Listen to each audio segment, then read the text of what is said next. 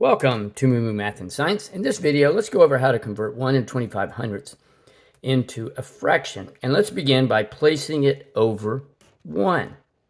Now what we need to do is we need to move the decimal all the way to the right. So we need to move it 2 places. And we can do this by multiplying it by 100. What you do to the numerator, we need to do to the denominator. So now we get 125 over 100.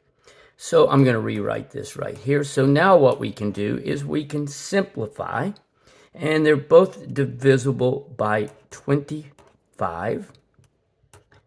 So 125 divided by 25 is 5. 100 divided by 25 is 4. I know that 5 is a prime number, so we can't simplify anymore, but we can convert it into a mixed fraction by dividing 5 by 4. 4 goes into 5 one time.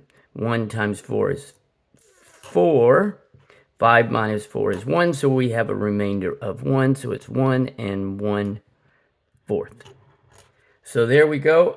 1 and 25 hundredths as a fraction is either 5/4 or 1 and 1/4 as a mixed number.